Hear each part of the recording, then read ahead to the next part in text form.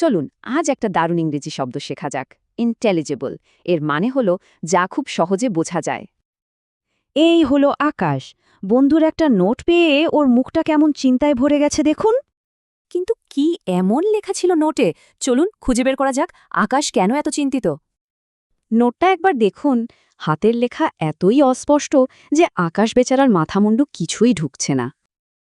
তো আকাশ সাহায্য নিতে তার টিচারের কাছে গেল। টিচার বললেন এই লেখাটা ইন্টেলিজেবল না।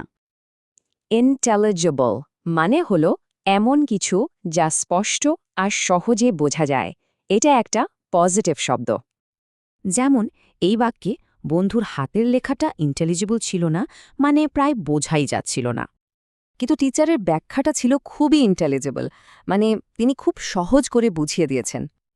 ঠিক তেমনি একজন ভালো ছাত্র কঠিন টপিককে ইন্টেলিজেবল বা সহজবোধ্য সামারি বানিয়ে ফেলে।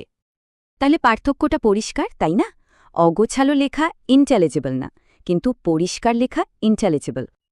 আমাদের কথা, লেখা সবকিছুই ইন্টেলিজেবল হওয়া উচিত, যাতে অন্যরা সহজেই বুঝতে পারে। আর দেখুন, আকাশ এখন ব্যাপারটা বুঝে গেছে। সেও বন্ধুর উত্তরে নিজের লেখা ইন্টেলিজেবল রাখছে। তাহলে চট করে মনে করে নিই, ইন্টেলিজেবল মানে হলো সহজে বোঝার যোগ্য। এটা একটা অ্যাডজেক্টিভ।